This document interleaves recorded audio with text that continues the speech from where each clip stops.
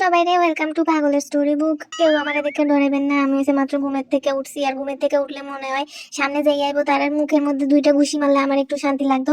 সবসময় মেজাজ খিটখিটে হইয়া থাকে, তার উপর সকাল থেকে আমার চোখে বিষ, মাথা বিষ। আমি বুঝতেছি না এটা কিসের পূর্ব লক্ষণ, ডেঙ্গু টেঙ্গু হইব নাকি জানি না। আজকে আমার ছুটি আছিল, কিন্তু সারাদিন কোনো কাজ কাম কিচ্ছু করি নাই। সারাদিন হইতা হইতা খালি ঘুমাইছি, নাক ডাকছি। জীবনে কি পুণ্যের কাজ করছিলাম জানি না যে আল্লাহ আমার এরকম একটা আম্মা দিছে যে আমার কিছুই কয় নাই। অন্য কোনো বেডি হইলে আমার উষ্টা মাইরা ঘরের থেকে বার করে দিত। আমার মাথা কেন এত গরম হইয়া রয়েছে এটা আমি এখন বুঝতে পারতাছি। আমি যতক্ষণ না পর্যন্ত ফ্যাডে কিছু ডালমো আমার মাথা ঠিক হইতো না। তাই তো 9টা বাজে আমার পিজ্জার ক্রেভিংস হইতাছে। তাই আমি লাফ মাইরা পিজ্জা ডাইনে চলে যাই। আমার বাসা থেকে এটা রিক্সা ভাড়া 70 টাকা লাগে। তাহলে চিন্তা করেন এটা কত দূরে। আমি এত খাওয়া মানে সারাদিন খালি খাই আর খাই, মানে আমার সুস্থ থাকলেও খাইতে হইব, অসুস্থ থাকলেও খাইতে হইব। আপনারা কইতে পারেন আপা এত আপনি খাওয়া খাওয়া করেন, আপনি কেন আরো মোটা হন না, আরো মোটা হন না। বই নাফনা করে কই মোটা হওয়ার দিন শেষ হইয়া যায় না, এই দিন না আরো দিন আছে। আমি হইছে ভিতরে ঢুকে একটা বিফ সুপ্রিমো পিজ্জা অর্ডার দিয়া বইয়া রইছি, আর লুকায়া লুকায়া ভিডিও করতেছি। এখানে অনেক বেড়া মানুষ, এই বেড়া করে আমি ভিডিও করতাম চাই না, নাহলে কইবো আমি ক্যারাস ট্যারাস খাইছি তাই ভিডিও করতেছি।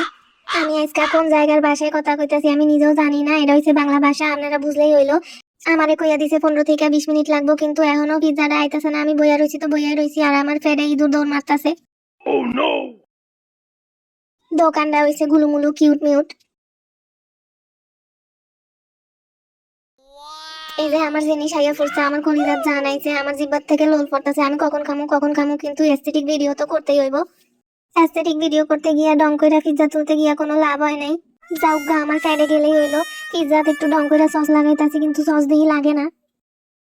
এত সস লাগালাগির দরকার নাই, তাড়াতাড়ি মুখের ভিতরে বইরা লই। দেখেন আমি কি ভদ্র বেডির মতো খাওয়া শুরু করছি। এখন আমার নিজের ওই ভাত খাওয়ান না বেডির মতো মনে হইতাছে, যে কয় হ্যালো গাইজ, আপনারা দেখতে থাকুন, আমি এখন ভাত খাবো, টুকু পিজ্জা খাবো। আপনারা দেখেন কেমন রাক্ষসের মতো আমি খাইতাছি, মনে হয় যে খাওয়া ছাড়া জীবনে আর কিছুই নাই, যে খাওয়া ছাড়া আমি আর বাঁচতে পারতাম না, এরকম একটা অবস্থা। কি কই না কই মাথা ঠিক নাই, ঠিকই তো আছে। খাওয়া ছাড়া কেমনে বাঁচবে মানুষ, খাওয়া ছাড়া বাঁচা ইম্পসিবল। তাই আপনারা বেশি বেশি খাবেন, মোটা হওয়ার চিন্তা করবেন না। কয়দিনই বা বাঁচে মানুষ, এতদিন বাচ্চা কি করবেন এই দুনিয়াতে। আমি ইচ্ছা মতো খানা পিনায় বিশ্বাসী, কিন্তু মাঝে মাঝে একটু ঢং করি যে আমি সুইটস খাইতাম না, আমি অয়েল খাইতাম না, কিন্তু কয়দিন পরে ঠিকই খাই। নিজের মনরে কখনো বুঝাইতে পারি না যে এগুলা খাইলে মুখে পিম্পল হইব, একনি হইব। এজন্য আমার মুখের থেকে কখনো পিম্পল একনি এগুলা যাই না। যখনই ভাবি ডায়েট করবো তখনই আমার মনে হয় কোনদিন জানি প্রেশার হয়, ডায়াবেটিস হয়, পরে তো চাইলেও আর খাইতে পারবো না। তাই এখন ভালো মতো খাইয়া লই। বেড়া মানুষের ইমপ্রেস করবার লাগে না খাইয়া এত চিকুন চাকুন থাকার আমার দরকার নাই। আমি আমার পাকস্থলীরে ইমপ্রেস করবো, সে যেটা খাইতে চাই আমি সেটাই ঢুকামু। আমার পাকস্থলী ইমপ্রেস হইলেই হইব। আমি বাসার ভিতরে এত ভদ্রতামি কইরা জীবনেও খাই না, কিন্তু এখন তো বাইরে আসছি, এখন তো ভদ্রতা কইরা খাইতে হইব, নাহলে আশেপাশে সব মানুষ কইব এই বেডি খাওন জীবনে দেখে নাই। তো গাইজ আমার পিজ্জা খাওয়া শেষ, এখন আমি বাসার যামু। কিন্তু সবাই জেনে অবাক হবেন যে আমার পেট এখনো ভরে নাই, আমার পেটে আরো কিছু ডালতে চাই আমি। আমার আম্মু আজকে অনেক মজা কইরা ঝাল ঝাল কইরা লাল শুটকি ভর্তা বানাইছে, সেটা তো খাইতেই হইব। এইটা হইতাছে আমার বাসার ঢুকার চাবি, এইটা ছাড়া আম্মাজান আমারে ঘরে ঢুকতে দিবে না। আমি প্রত্যেকদিন বাসার যাওয়ার সময় এটা আম্মাজান লাগে লইয়া যাইতে হয়।